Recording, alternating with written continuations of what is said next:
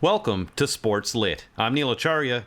And I am Nathan Sager. Today, we welcome New York Islanders legend and Hockey Hall of Fame inducted centerman Bryan Trottier to discuss All Roads Home, a life on and off the ice, a Penguin Random House Canada release written with Stephen Brunt and forwarded by Jesse Thistle. It was released on October 25th.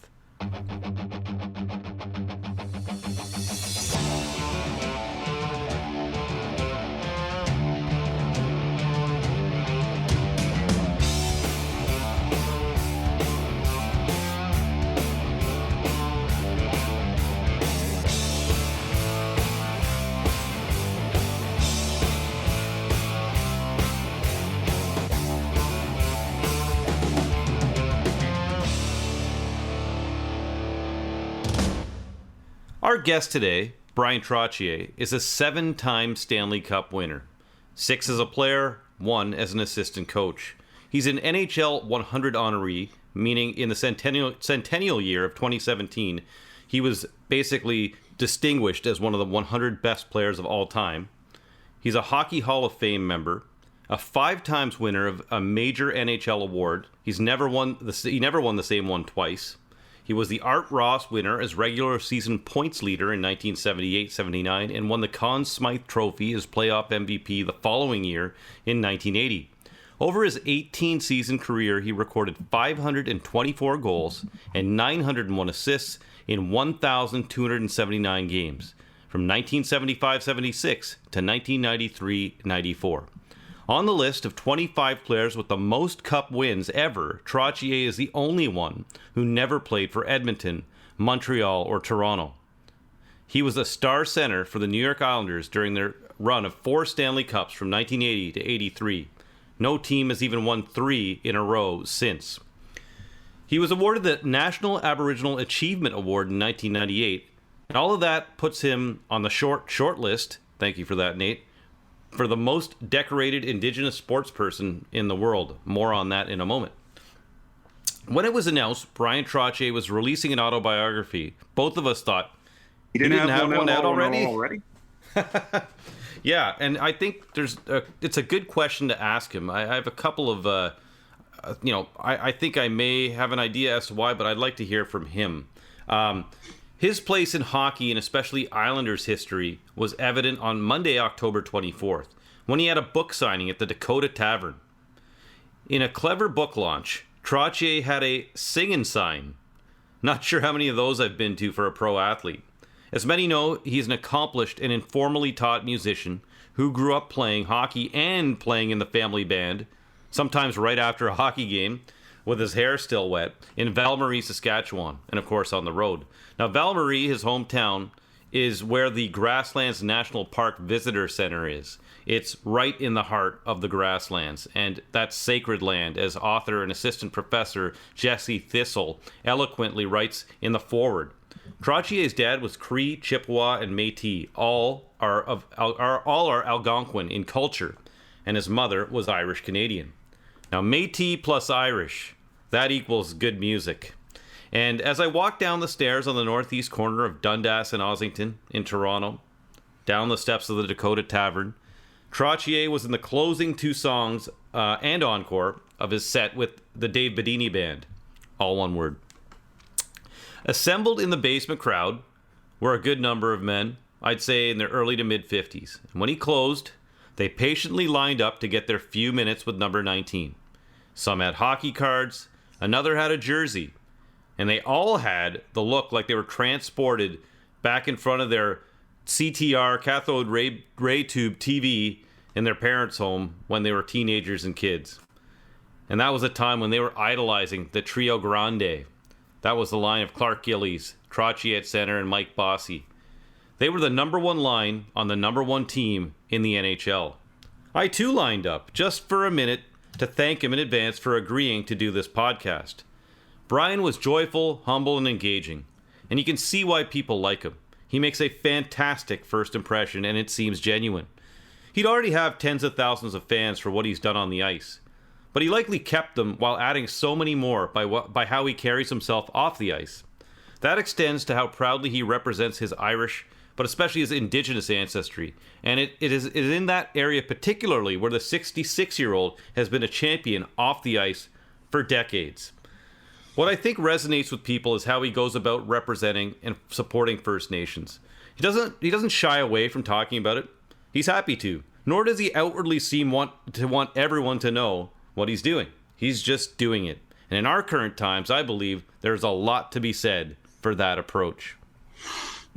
So how that line that Bryan Trottier is the most decorated Indigenous athlete in the world got to us is illuminating. We were, of course, you're reading up on what is out there before we talked to a guest, and Trottier related to, in one article, that someone came up and told him that when he was on an NHL alumni visit to St. Teresa Point First Nation. Now, that is a fly-in community that you can only access by plane year-round or an ice road during the winter. Look at a map where the Manitoba-Ontario border makes that 30-degree jog towards Hudson Bay. It's a little bit north of that, way up there. And Bryan Trottier said that he and the late Dale Howard Chuck were at St. Teresa Point, and someone's like, "Do you realize this?" And he's like, "No, I didn't. I'm stealing that line." Now, the point of that isn't to, make it the jumping off point for another listicle, because the world needs that, like it needs another social media platform.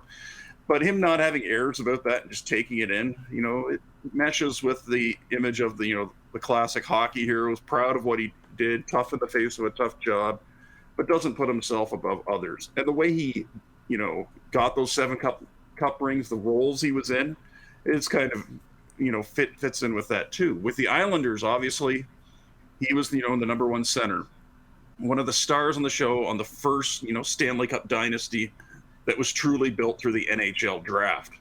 Nate, didn't you say a few episodes that drafts are all immoral? They are, but let's just go with it. And then people will probably come at me now. The Habs drafted Guy Lafleur, and it's like, yeah, they also had a lot of generational wealth by the time the draft came into place. The Islanders started out as an expansion team in 1972, but dynamite drop in, Neil. Trottier took a lot of hacks and whacks with all those playoff runs back when the NHL was a lot rougher and tumbler. As did his buddy Mike Bossy, the late Mike Bossy. Who had to retire young because of back problems. Yeah, those Islanders played 4 rounds of playoffs, 5 seasons in a row, which no team had ever had to do before or has been able to do since, and it may never happen again. But he probably had some tread on his tires by the time he was a 34-year-old and moved on to Pittsburgh in 1990 when, everyone thought Mario Lemieux was a guy who couldn't get a team to the big time. But he sort of settled in, became like sort of the veteran character actor alongside, the top billing stars, Mario Lemieux, Ron Francis, teenage Jaromir Jagr. Who was his roommate? Oh, yeah, he was. He was indeed. Their conversations about music must have been something, because Jagr liked his heavy metal at like 7 in the morning, I think, right? When he was just getting in those days, if what we're told is true. We'll have to ask him. Yeah, and Bryan, of course, got a 7th ring as an assistant coach. The guy who's, the role where you're usually neither seen nor heard when Colorado won in 2001. So he did all that for the, the name on the front of the jersey, but the numbers on the back are also important too. Trottier writes in the book that he wore number 10 as a boy and up through junior, because that was the number of the 1960s Toronto Maple Leafs captain George Armstrong, whom Bryan's dad Buzz identified with as a Leafs fan, because Armstrong was of Indigenous descent, and he paid that forward and went on to inspire many people in Indigenous communities and up in the far north as well. But as a pro, Trottier ended up wearing 19, and look at the captain tree of the other number 19s in hockey. Steve Yzerman, Joe Sakic, Captain Sirius, Jonathan Toews. You could probably even toss in Steven Stamkos, who has the digits flipped around to number 91. Anyway, we are eager to talk to Bryan Trottier. I've never had the pleasure of meeting him. An associate who has once told a story with this juxtaposition. So in his journalism days, one time he interviewed someone from an obscure sport that has some of the same rudiments of hockey, but without all the gliding. A few days later, guy sends a nice thank you note, said, "Hey, you really capture a sport, buddy." And this guy's email signature is probably longer than some people's resumes. Like all his awards, all his championships, halls of fame, certificates, and this, that, and the other, right? Every accolade he'd ever had in his life. A couple years later, the same associate, crony, well-wisher, is working for a Canadian Hockey League team, and Bryan Trottier comes to town for an appearance. Following Monday morning, email pops into the inbox, sender Bryan Trottier, and it's just, thank you for having me and making me feel welcome. Let me know if you need anything again. Cheers, Bryan. Moral of the story: people who are important don't need to tell you who they are. They will show you they're important. Exactly. Also, other moral of the story: I like stories. And Bryan and collaborator Stephen Brunt have some good ones here in All Roads Home, A Life on and Off the Ice. Thank you, Nate. And up next, Bryan Trottier.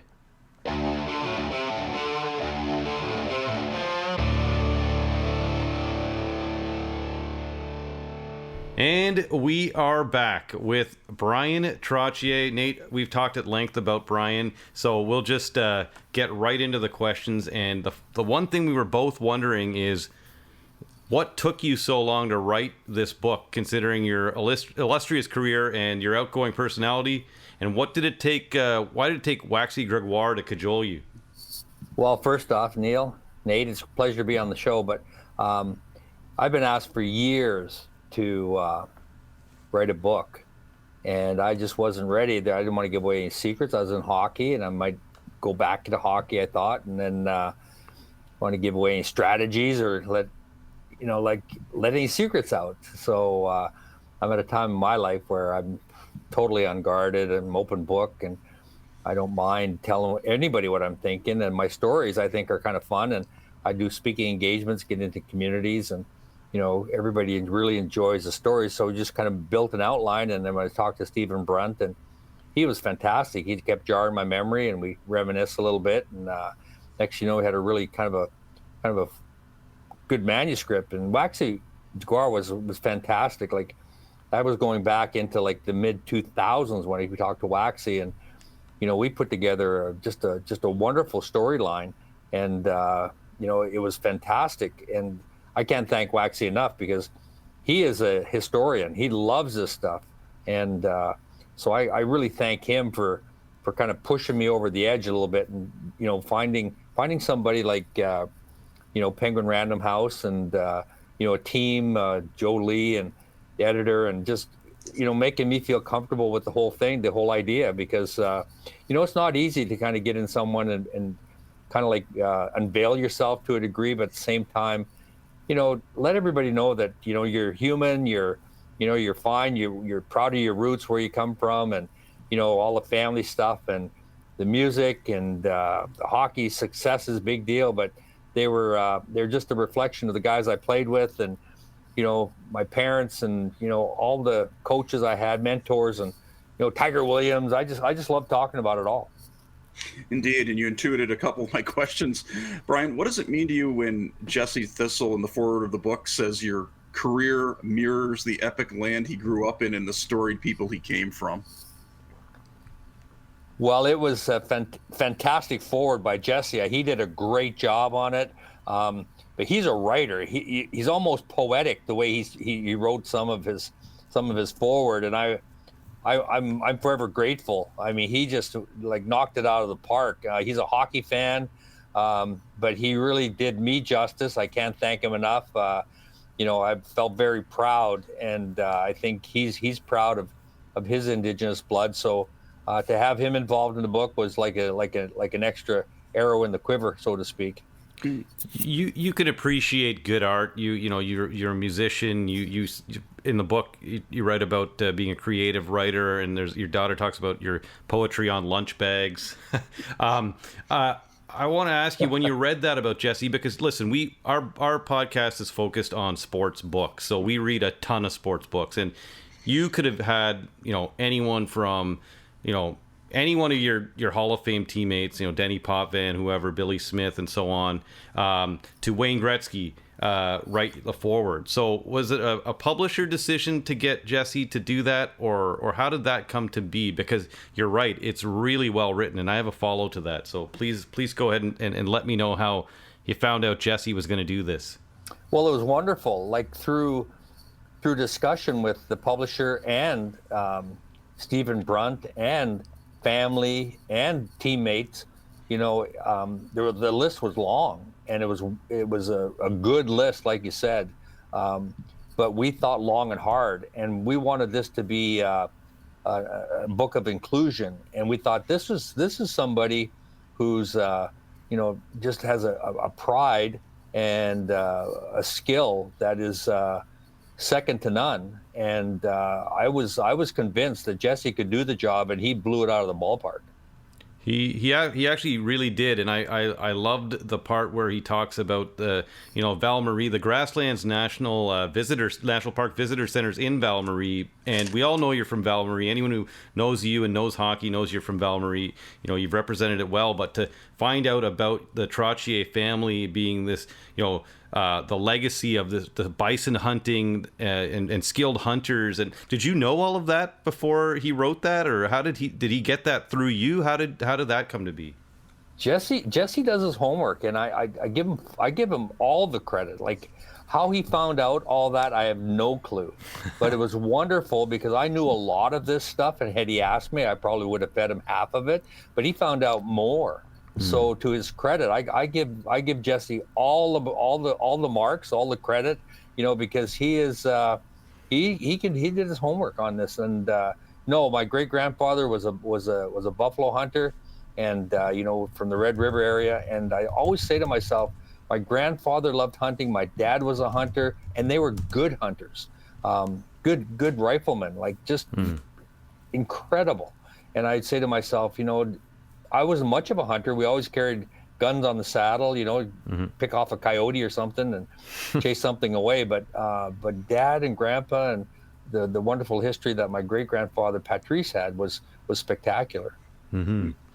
Now, I should mention that I think Jesse lives in Hamilton. I think Stephen Brunt lives in Hamilton. So does Julie Veenster, the cover artist. So I think this might be our most Hamilton episode ever. Now, and I live there as well.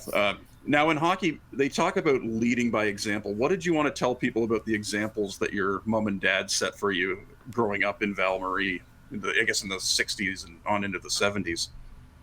Yeah, I think it's a tribute to all of us who probably recognize our parents as our greatest role models, and just the work ethic and how you treat people, and what's expected of you. And my parents were very much community minded, very much family minded, and it wasn't always what they said. They had some great lines, believe me, but I watched them and I studied them, and so did my brothers and sisters. And how we conducted ourselves is how my mom and dad conducted ourselves. So we're just a reflection of our parents, our grandparents, our heritage to a degree. But I always say to myself, they two better mentors I could never have had, because they were, they just took great pride in being, good neighbors. They always found the money for us to make sure we had hockey skates and sticks and anything we needed in school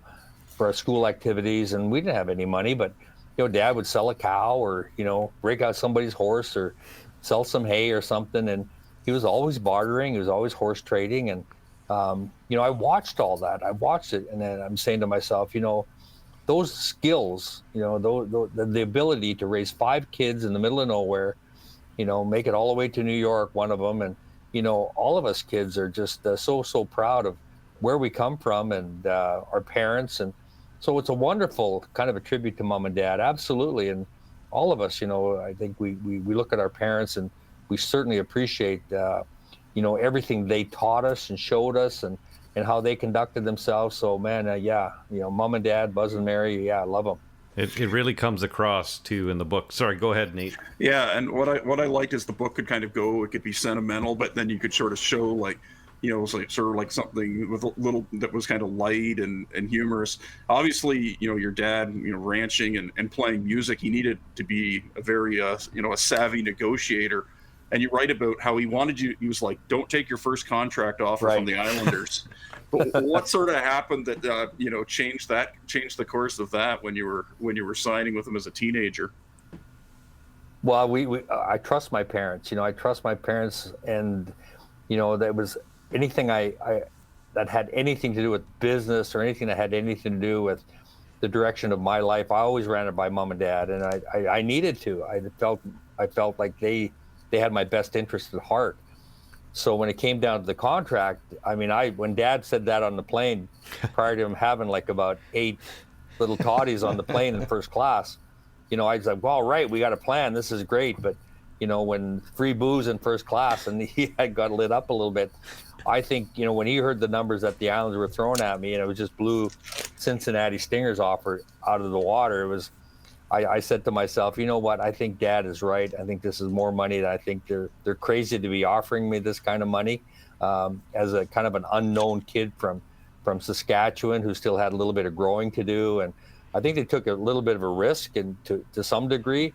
But, I said I wasn't going to let him down. I had Earl Ingerfield making sure I didn't let him down, and a mom and dad that was going to make sure I didn't let him down because, it was there was a little bit at risk here. The $250,000 signing bonus, a car of my choice. I mean, there was guys playing in the NHL that were making $100,000, and I was going to make $100,000 in my second or third year. So I was just I was saying to myself, boy, don't take this for granted and don't let anybody down. And I was on a path. I was determined. I was on a mission basically to make sure that I was going to live up to that contract and find a way to earn every dollar.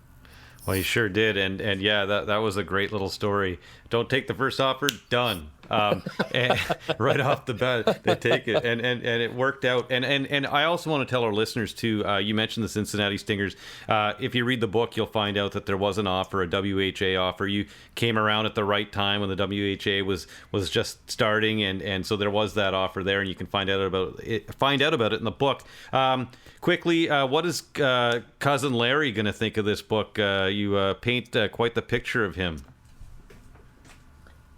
Cousin Larry's one of my favorite people in the whole wide world, and I love him to death. He knows that, and when I told him what I was going to write about, he and I just laughed about it all over again because those are some of our favorite stories. I've got 100 stories like that about me and Larry, like the stuff we did in our little home, and some of the craziness that, we went and picked beer bottles one time, and we did it basically so we could go to the Calgary Stampede, and then all we did down there was just have pictures taken. We came home and our parents were like, how did you do? And, we're just kids. And, right. You say to yourself, what kids would be able to do that today? I don't know.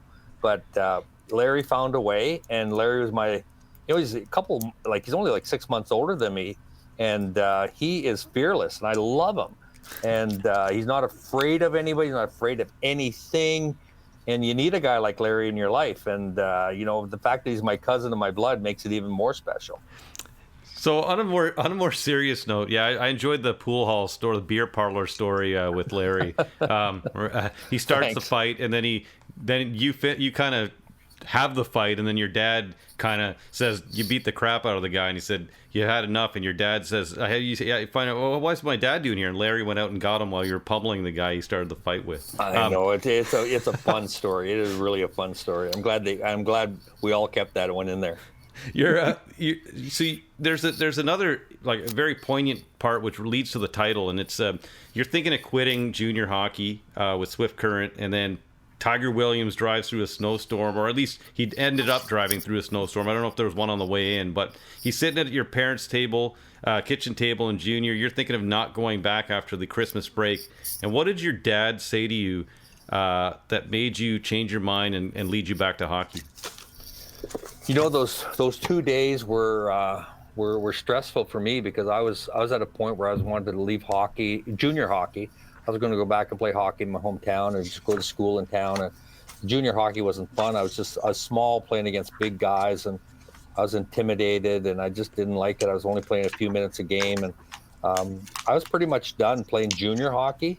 I figured I'd just go to college, hopefully go to college and play some college hockey in Saskatoon or something, play for the Huskies. And I was just I was kind of doing it all in my own mind, and I wasn't telling anybody. And I think Dad sensed it.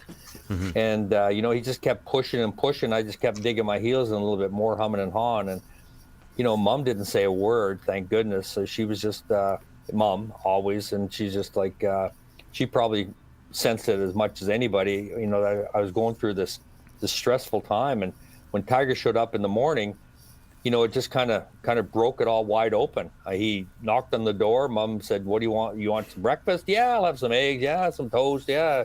And then I come to get you. I'm like, "I'm not going back." And that blew it wide open. And Dad said, "I think you got to go back." And then they had breakfast, and nobody talked to me for like the next 40 minutes. And I was steaming. I'm like, I'm not going back. I'm not going back. "Oh, no, we'll talk. Like, hey, pass the sugar, Mary. I'll have another cup of coffee." And then finally, about 8 o'clock, he said, "Let's get in the car. We got to go. I got a hog tag I'll throw in that car." And I'm like, "Tiger, I'm not going." I was mad as a hornet. Now I'm really, my ire's at the top. And Dad just looked up, as calm, cool, collected. He said, "You can always come home." And it just softened me right up. I don't know how I ended up back in that car, but sure enough, I'm in that car going back through that snowstorm with Tiger. And all he said to me in the car, he said, is "I'm going to play left wing with you, and no one's going to touch you." And hockey was fun again. And it was true. Anybody my size or smaller, I stick up for myself. Anybody bigger than me, Tiger beat the crap out of him. It was great. And I said, "Oh my God, I have a big brother here. This is awesome." And he mauled me in practice. He kind of taught me how to grapple, and we worked on skills. We worked on passing plays, and he probably helped me as much as I helped him. But at least we had a kind of a 1-2 punch of practice. And he was on a mission like I was, just to get to the NHL. And that strong desire, and having like an older player took me under his wing and dragged me basically back into the game. I have a lot to thank Tiger. I was madder than a hornet at him for a while, but in looking back at it, I can't thank him enough.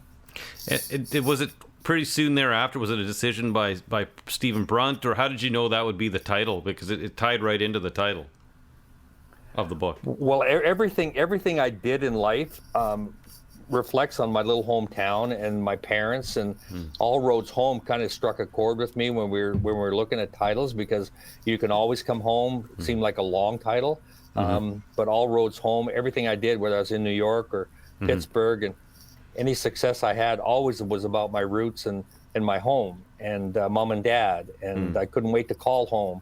I couldn't wait to go back home. I couldn't wait to call my buddies. I couldn't wait to get back into the community where I was just Bryan. I wasn't Bryan, this hockey player who played in the NHL. I was just Bryan, Buzz and Mary's boy.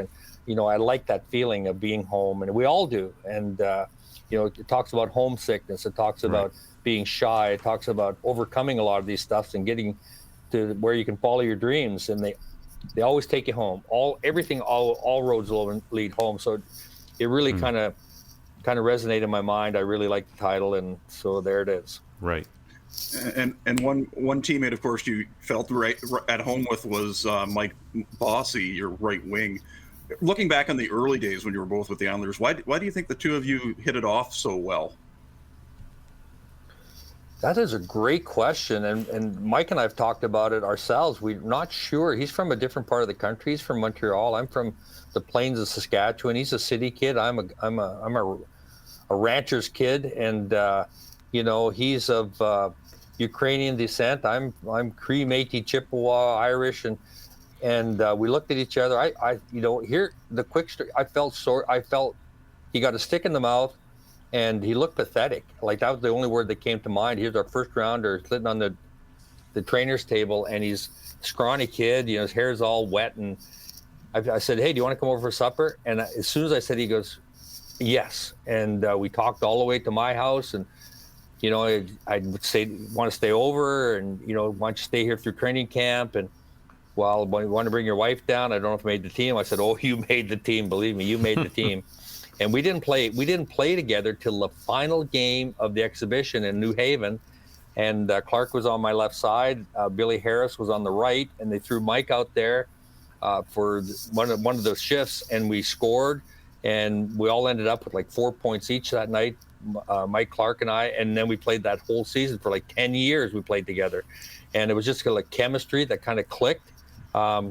We were roommates for 10 years, till he couldn't play anymore. And we trusted each other. It was great chemistry, a bond developed, a friendship. And that, I think that had a lot to do with it. I think we just We loved that each other wanted to excel. We loved the fact that both of us wanted to win a Stanley Cup. That was our mission every year. He talked about scoring 50 and 50. I said, absolutely, Mike, but we're going to win the Stanley Cup. That was our mission every year. If we fell short, he didn't fall short of 50, but we fell short of our Stanley Cup. It was not a good season.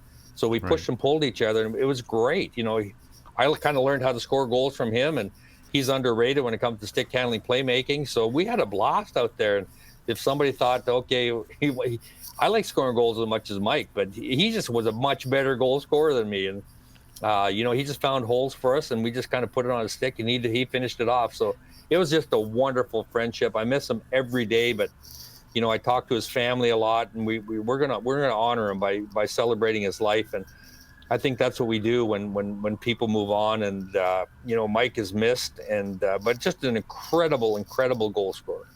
You write in the book about how you guys are on the road, and you would kind of give cliches to the press, but then you would kind of actually tell each other the secrets to your game. And so he'd tell you maybe a little bit about his shot. And did you kind of tell him about stick handling? Like, what were those intricacies you were telling each other that you weren't telling the press? Well, we had a few set plays. So if I was in a certain area, I'd say, Mike, if I'm over here, can you just kind of find a little hole right about here, and I'll just lay it out there. And we didn't want the opposition to know that. And the same if he had the puck, and sometimes people would say, oh, you must have eyes in the back of your head. Well, we talked about those plays. We talked about those situations, and we talked about defensemen that we would attack. We talked about players that were checking us, the Don Luce line or the Jarvis line in Montreal. We talked about that, who was checking him that night and how we're going to overcome it. And we just wouldn't tell some of the secrets. And we had pick plays. We had a lot of pick plays where, we'd crisscross with Clark, and we'd stack ourselves, and those were set plays. But, sometimes they worked, a lot of times they did. And we'd change them up a little bit so we wouldn't become, too predictable. And we'd giggle about it afterwards. Okay, here's what we're going to do next game. And okay, here's what we're going to try next game. Or here's what we're going to, we were playing these guys, we're going to do this. And darn if some of it didn't work. And we're just a couple of kids trying things and coming up with these little creative things and giggling about it afterwards. And people say, well, how'd you do that? Well, we don't know. We just kind of read off each other. You don't want to give any secrets away. Well, in just moving on to the next question, I will say, first of all, thank you for sharing some of those secrets. And even though we are members of the press, I also want to say that, we can't mention Mike Bossy without mentioning Clark Gillies too. And it's obviously very sad that they both moved on in the same year, 2022, earlier this year. So shout out to both of those guys. Absolutely. The big lug, I miss him every day. He was my singer, but I knew Clarky when I was 16 years old, and I met him when I was 15, if you can believe it, playing baseball. And so I've known Clarky a long time. We're both Saskatchewan kids. He's Moose Jaw. I'm the little town of Valmarie, but we spoke the same language. He loved all the same things. He loved everything I loved. Country music. He liked Westerns. He was a Western Canadian boy, and he's my Marlboro man. Basically, he was John Wayne on the ice, and he was invincible, massive human being with a massive heart. And he had another big brother. I had Tiger Williams and Jr. I had Clark Gillies in the NHL as far as like big brothers, and he kind of looked out for us. He had a big man presence on the ice and everywhere he walked, but just the kindest, most gentlest human being until you made him mad. And he looked at you through his eyebrows, you're in trouble. I was always glad when he didn't look at me through his eyebrows anymore. But I love the man. He's going to be missed too. His family, we love him. And again, painful to say goodbye. Tragic in some senses, too young. And but he's going to be remembered for a long time in my heart. And in other people's hearts through this book as well, because you talk greatly about both of them. And I want to ask you about the word great, because you've touched greatness all throughout your career. And we talked at the beginning before you came on about all the different things you've done: Cups, Hall of Fame, awards, scoring titles, Conn Smythe. So the word great, me and Nate as journalists know this. We use it sometimes. It gets thrown around very casually sometimes in sports and in life. So given what you have done, how do you define it and see it when it comes to sport? When you're watching TV and they're talking about great, or you read it in the paper and they're talking about great, like, how do you see it? Because you probably see it and define it differently than us. Maybe, but I don't think so. I think most of us, we look at great as you know, my term of great is like the very best of the best. And that was my Jean Beliveau and Gordie Howe and Stan Mikita era. And then along comes Gilbert Perreault, Bobby Orr, and how they played at such a speed. And, I wanted to be high skilled. I wanted to be a leader. I wanted to be confident. I wanted to be one of those guys that just was kind of looked at and said, you know what, there's a little leader. There's a kid who excels and wants to win and wants to achieve and finds ways to achieve and is creative and never gives up. And those were my ideals, of what Gordie Howe and Jean Beliveau, Stan Mikita were, and I wanted to be one of those guys. And I had no dynamic in my game. I wasn't end-to-end, I didn't carry the puck end-to-end, go through defensemen like some of those greats did. I was just kind of a give-and-go guy, like go to the net, look for a rebound, and, try to throw the puck to the right guy and let them do their magic. But it was really kind of a neat, deceptive kind of a game. And for that, I think our team was rewarded. I was kind of a little bit of a locomotive, I guess, to a degree. I like to bump people. At the same time, I like to back check. I like to do a lot of different things, take face-offs, and I kind of had what I'll call a well-rounded game. And that kind of praise really motivated me. When my coach was saying, "Oh, this kid's a good all-around player," and those kinds of things, you feel appreciated. And my teammates, I had their respect because no one outworked me, and I wanted to make sure I was the hardest worker in practice and games. And I think those kinds of things are what I think, the Jean Believeaux and the very best of the best represented.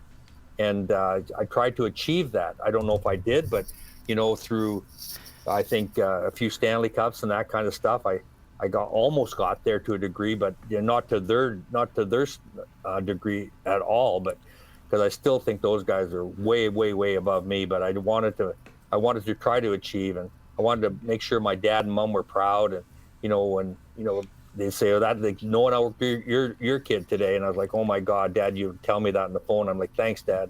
And Mom would say, "Well, you were the most unselfish player on the ice. You moved that puck so well." Thanks, Mom. Like those were praises from my mom and dad, and I love that. Right.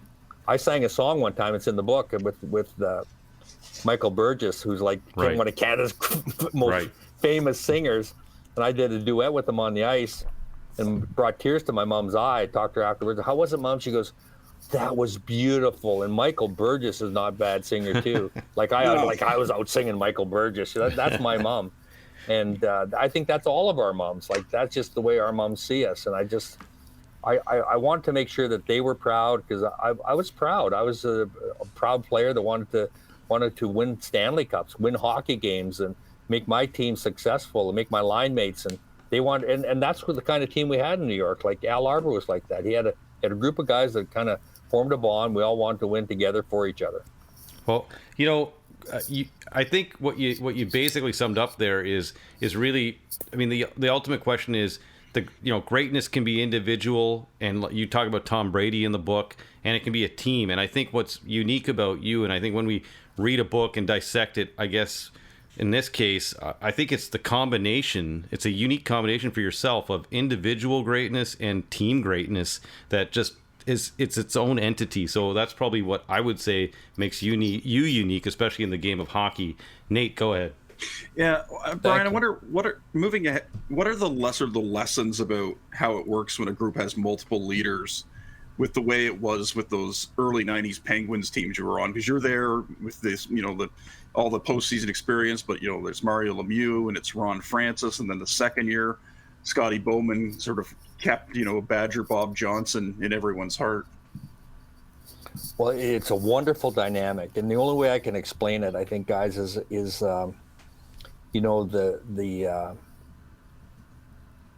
everybody has a leader in them, everybody, and that locker room is a special place. And obviously, you have a captain.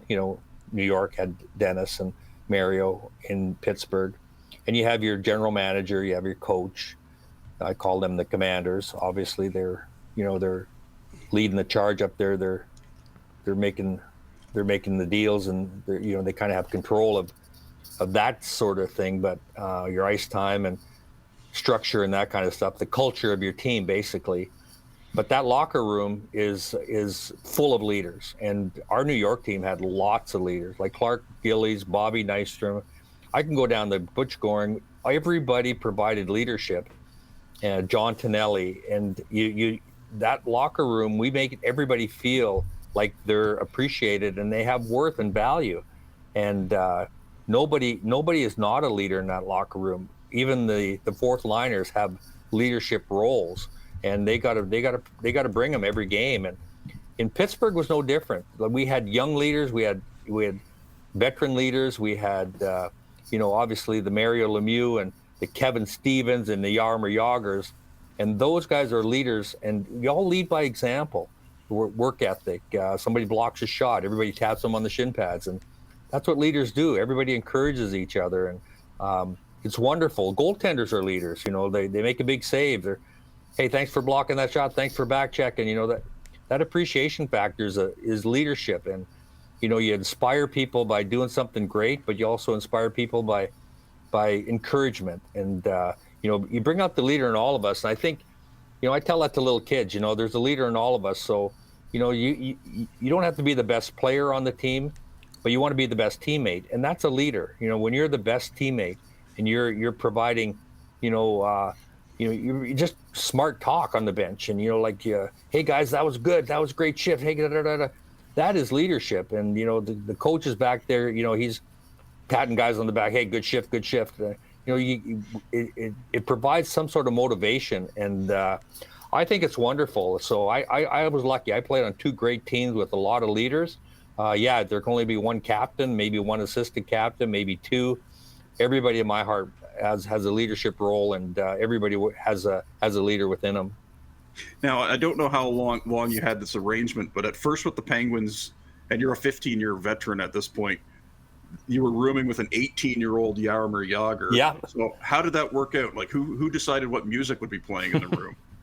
Well, he controlled the TV. He was MTV all the time. That's where he learned all his English. He would just use phrases from MTV, and the reporters would ask him a question, and how do you like Pittsburgh, Jaromir? And he'd go, I like cherry pie. Maybe it was a Motley Crue or something. And I used to chuckle. I'm like, oh my God, he just said a phrase, and they'd be writing it down, shaking their heads. But he called me Big Bryan. I don't know why he called me Big Bryan, because I was older than him, maybe, and the name stuck. I had a Brian Jr. maybe, and he just called me Big Bryan. But he was just a wonderful kid and he followed me around like a puppy dog, much like I followed Tiger Williams.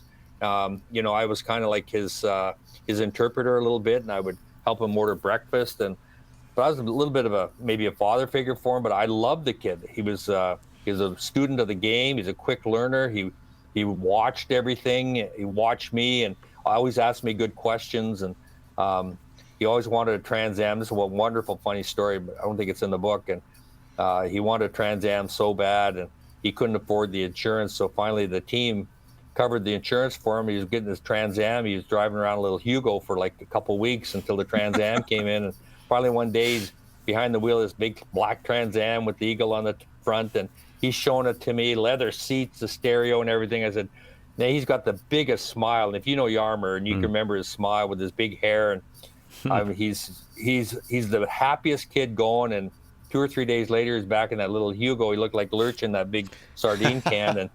And I said, Jaromir, what happened to the Trans Am? He goes, oh, Big Bryan, I hit deer. Deer is dead. Car is dead. Everything is dead. I said, how fast were you going? You can put slow down. He goes, oh, I could not see speedometer. I don't know how fast I was going. So, but he's just a wonderful kid with a big heart. And, he was just enjoying a little bit of American culture, I guess. I don't know. But, no, I love the kid. It was a special time to be his roommate, his teammate, obviously. I got to play a lot of hockey with him. He played right wing with me for a lot of the Stanley Cup times. And but he is a special kid with high skill. And, he loved Mario. He wanted to be a great player like Mario, and I think he managed that. Yeah, for sure. Sorry, Nate, were you going to say something? And after reading about you describing when the Penguins' second Stanley Cup, they had the celebration at the baseball stadium, and you went into that slide on the tarp. But what I've noticed is, like, you did it while Scotty Bowman was at the microphone. Did he have anything to say about that afterward? Not afterwards. The place was going crazy. There was a little bit of a rain delay going on, and they were trying to hold off, but Scotty jumped on the microphone anyway. And I was oblivious at this point. I was just having my own little fun out there. And, you know, it's spontaneous. It's one of those spur of the moment things that happen. I just saw that, there's rain delay, and I was waiting for my buddies to come down. They left me bone dry down there by myself. And I looked back and I said, okay, you guys want to come down here? I'll have my own little party. But we were supposed to pass it back and forth and kind of get the crowd going a little bit. And I did that little infamous slide on the tarp, and it's part of the folklore of Old Three Rivers now. And I bump into folks in Pittsburgh. They go, we remember that slide. I said, well, I tell you, it took me 2 to get a slide. The first one, I didn't go very far, but I made sure that Stanley Cup came out pristine. I didn't want to drop the cup or dent it up or anything, but it was a fun little moment. Bryan, we have, I know you're tight on time. You've been doing interviews all day. We have a few more questions, if you don't mind sticking with us. But the one I've been really wanting to ask, it's been on my mind for a long time. It's a more serious question before we get into the more lighter stuff as we round things out. Is, you know, you write in the book about the Kansas City Scouts logo in your first hockey game, and you write about it with fondness. You said, you know, quote, the proud native on the back of the horse.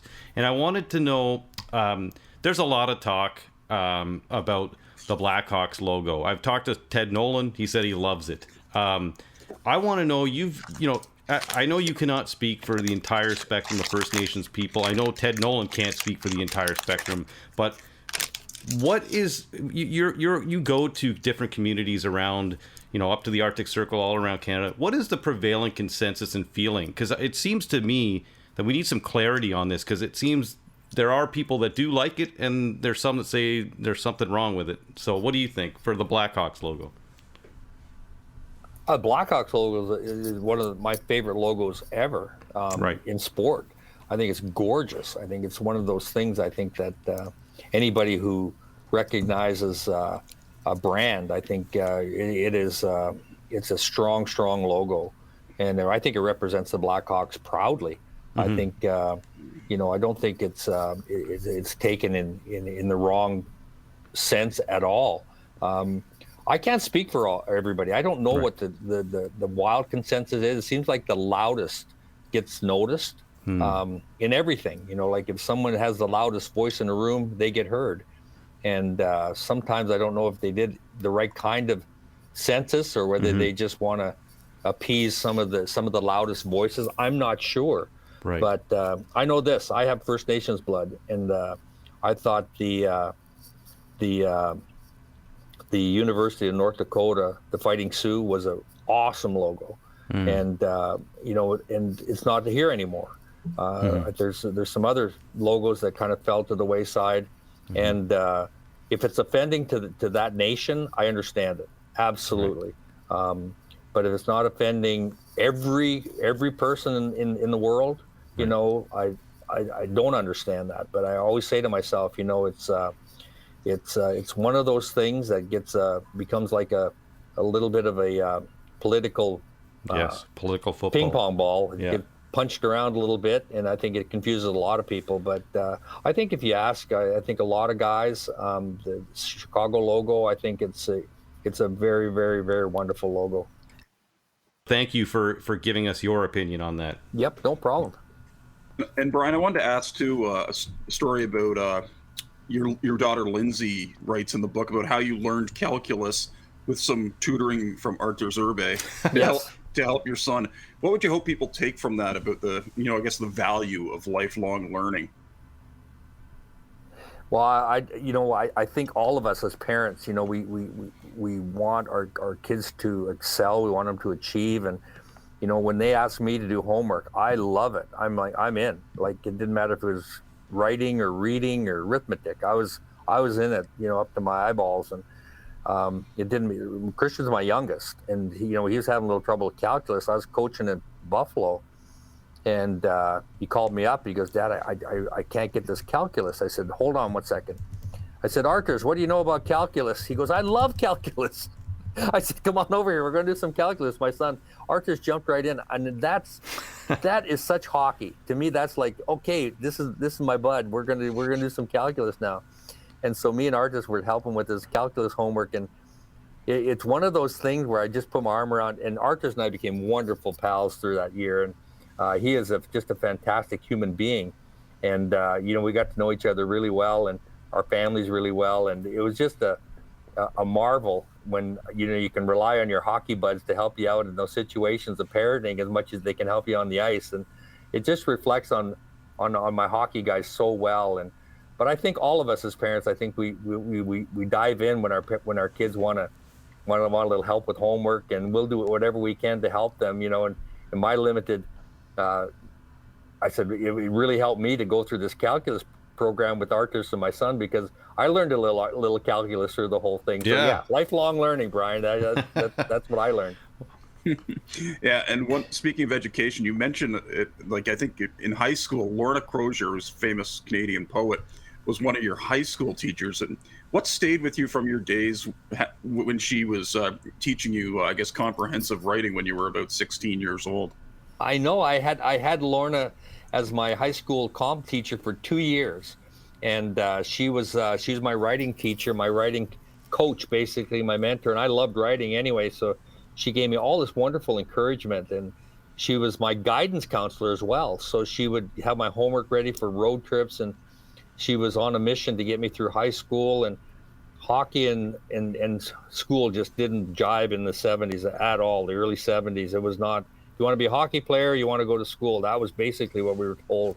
But I tried to get a couple subjects in per semester, and she helped me. She kept, we're going to make this happen. And I know my head was probably shaking up and down, but inside my brain was going, I'm not sure this is going to work. But no, she was fantastic. I remember her as Mrs. Ewer. That was her name in high school. She went back to her maiden name and we had a wonderful conversation. We reconnected, and it's just been wonderful to have that reconnection, and to understand and to read some of her books and some of her writings and her creativity, and to know that she went on to have this wonderful writing career as well. She wasn't just a guidance teacher and a comp teacher in Swift Current, Saskatchewan. She was this wonderful, marvelous writer and poet in Canada's world. And I marvel at that. At the same time, I'm so proud that I had her for a couple of years in high school. Hey, Brian, you're just quickly, your family's very gifted. So it doesn't, at the end of the book, when we find out what all your kids did, it doesn't surprise me that you could learn calculus on your own. I mean, your son's an oncologist, your daughter's a journalist married to a Navy SEAL, and your other daughter's marketing, works in marketing in Australia. So pretty impressive, especially with their dad on the road doing homework over the phone. I'm going to make this quick for a lightning round, so you can feel. I love lightning rounds. Okay, so just answer this. You can just say as quickly as you want or whatever. But okay, in today's day and age, how long would they have reviewed Bob Nystrom's OT goal in 1980? It was onside. Probably they probably passed. They would probably do onside. The goal that was offside was Dwayne Sutter's goal in the second period. Right. So that was the offside goal. But a lot of it was said about but Bobby Nystrom's goal in overtime. They wouldn't give it a second look. Okay, country music mashup. Okay, I'm gonna throw two sets of artists out there. You pick the one you'd put their record on first. Okay, Merle Haggard or Johnny Cash? Merle Haggard. Stompin' Tom or Tommy Hunter? Ooh, that's a tough one. Tommy Hunter. Hank Williams or Waylon Jennings? Waylon Jennings.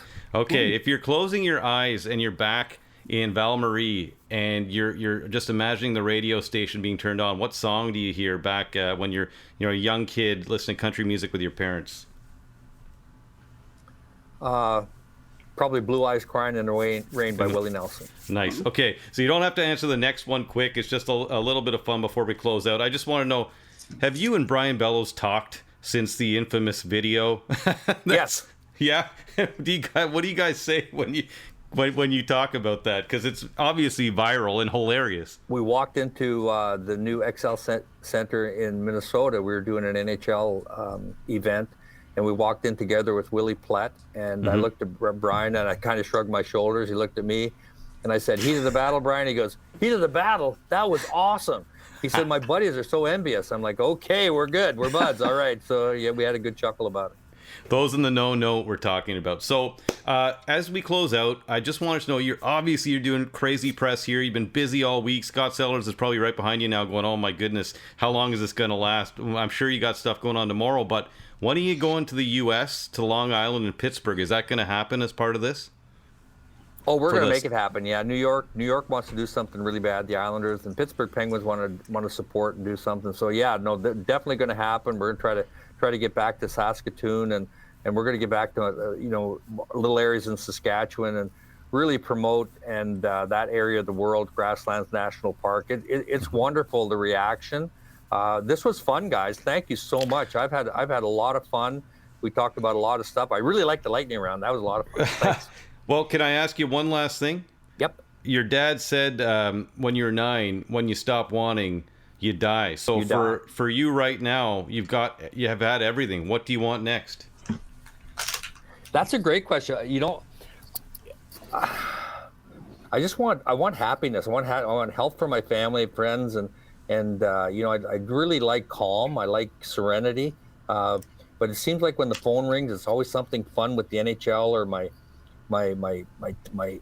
hockey people, and there's always something fun going on. So when friends call and the kids call, it's always something fun, and I'm so happy about that because I don't want any despair. I don't want any unhappiness and some pain or anything like that. So I look for that, and that's really kind of more than anything else. And so what's next? I don't know. Just there's always something around the corner that's grabbing my attention. But I'm at a wonderful stage in my life. I'm having a blast. There's lots of positivity. The Islanders are celebrating their 50th anniversary. We've lost some buds and some legends in the game of hockey, but we keep moving forward and we honor them by living life to the fullest. And if it was the opposite way, I'd be saying the same thing to them. So my parents taught me that a long time ago, and when we buried their parents, and I just say to myself, it's some of this is tragic, it happens way too young, but we're going to keep moving on, and we're going to really enjoy this crazy hockey world that we're in, and more hockey and the wonderful the life around it, because everything I have is due to hockey. And yeah, thank you for mentioning my children. They're wonderful kids, and I'm really proud of them and their achievements. And I got one more. He's in college, and he'll be off the payroll. Well, you know what? Thank you, Bryan, so much for giving us this much time at the end of your day, and good luck with the book. Thank you very much for joining us today. Gentlemen, I'd give you much time if it was the first time of the day. I loved it. I really enjoyed it. Thank you. Thank you, sir. You're welcome. Thanks so much, Bryan.